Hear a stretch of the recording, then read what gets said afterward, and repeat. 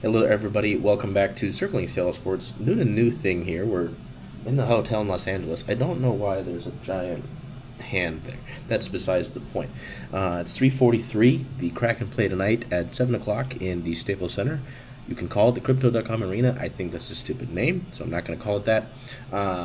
The Kraken end out their schedule ahead of the Olympic break tonight against the Kings, 7 o'clock Pacific time. I'm going to record this now, head over to the arena. I'm just a quick walk away from the arena, and this is going to be our Seattle Kraken Pregame Points. Going to try to do a little video ahead of the games and talk about a few things, whether that's from observations from what Coach Lane Lambert said, from the morning skate, just from the other team perspective side of things.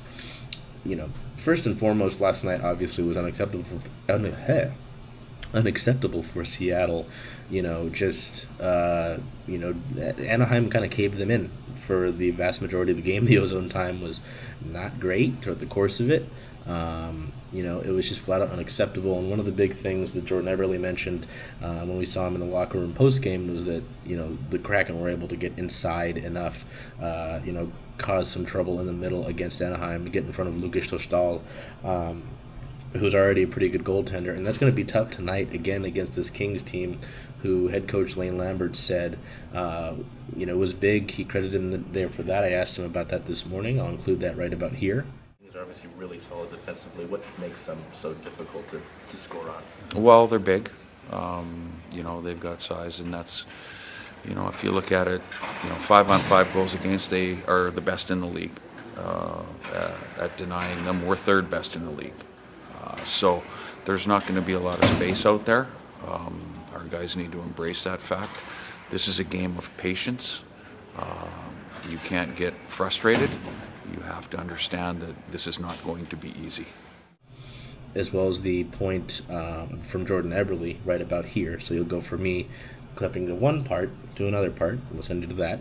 As far as what you guys wanted, what did you see physicality and battles at the inside in front of the net also for the night?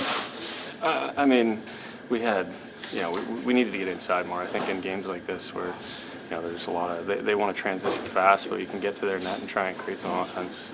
We had to find a way to get in there a little bit more, I think. That's how you score, especially against tight games. It's gonna be difficult. The Kings don't give you a whole bunch defensively. I think 5-on-5 they're best in the league in goals allowed per game, or they're in the top 3. The Kraken are as well. They don't have a ton of offensive firepower. On Adrian Kempe is their top goal scorer at 20 goals, and their top point getter at 45. And then it's Kevin Fiala and Corey Perry, 40-year-old Corey Perry. So, it's going to be a I would say low event, grinded out hockey game like it's kind of been the last few years with these teams. Sorry about that. Room service knocked on the door. What was I saying? Yeah, point of it, LA is very good defensively, and they're not going to give you anything easy. Seattle's obviously played to their identity, grind it out, make it difficult for the other team to score kind of hockey team. So it's not going to be a barn burner type of game. I would be really surprised if it is. We've seen crazier things happen at this arena. Obviously, the 9-8 game comes to mind. This is going to be a difficult defensive game. Seattle's going to have to go in and take away the eyes of whoever's starting in goal. It could be Darcy Kemper. The Kings had Anton Forsberg, I believe it was, who started against Seattle last time these two teams faced off. It could be him. Money Puck, which I don't take a ton of stock into it, puts Kemper as the starter. We'll see about that. The other side of that, though, last night in Anaheim, the Ducks took away the eyes of Philip Grubauer in net several times, and it created some problems. So Seattle's going to have to do better about clearing out the front of the net in this game against the Kings if they want to have better fortunes in this last game before the Olympics. Another thing that goes into the start, the offensive side of things for the Kraken, starting quick. If you go down against this Kings team, which, obviously there was that stretch of the season not too long ago where Seattle was giving up the first goal of the game. You go down reminds me of soccer. The other team can kind of park it, play defensively, grind it out, and force you to try and chase this game. And chasing the game against one of the best defensive teams in the leagues, it's not a great idea. I wouldn't want to do that. So, Seattle's going to have to show some desperation, more desperation than they showed last night against Anaheim early in this Kings game. One roster move this morning, right as I got to Crypto.com Arena,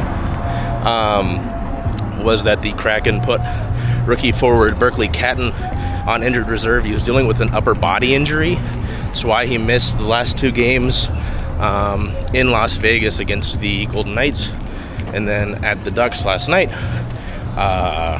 Forward Oscar Fisker-Molgaard was recalled from the team's AHL affiliate, Coachella Valley, as a corresponding move. Saw him walk into the tunnel here technically pregame, earlier this morning. So kind of cool. The Kraken will have all 4 of their representatives going to the Olympics, not too into the future, in the building tonight. So kind of cool to see that. I imagine the Kings will also honor their Olympians tonight, as the Ducks did yesterday. So yeah, that'll be a key. And then one guy that we do our key player to watch with our graphics is Vince Dunn. In the graphics, one guy I'm watching is Ryan Winterton. One of our followers, Rob Cutmore, said he's been really plug and play for the Kraken this year. Just with the different times they put him in the lineup, he has largely been on the 4th line with Freddie Gaudreau / Ben Myers and Jacob Melanson. He stepped in on the 2nd line, the 3rd line. Right now, he has been on that 2nd line with Chandler Stevenson and Eli Tolvanen. And to wrap it up, we'll give you the quote from Lane Lambert after I asked him about Winterton this morning. So do that, and then afterwards, hope you guys enjoy this game. Last game of the slate for the Kraken ahead of the Olympics, and hopefully have a post game for you. So we'll see about that. What have you liked about what Ryan Winterton's on the Chandler Stevenson line? I think he played you guys some shots on goal last night. It's been really plug and play seemingly all year for you guys, just anywhere in the lineup. What I'm noticing about Ryan Winterton, first of all, he's got great speed. He's getting more confident as we go along here. So when we talk about having young players, we keep talking about Berkeley Catton or Shane Wright or, these guys. But Ryan Winterton is a young player. This is a guy who's developing. This is a first-year player for us. And, at this level. And if you notice Ryan Winterton, he's all over the puck.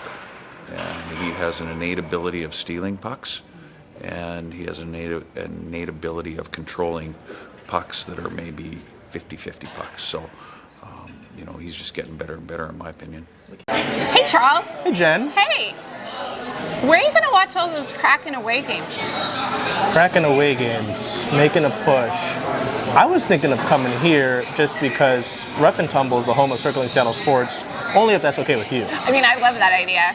Hope to see you here.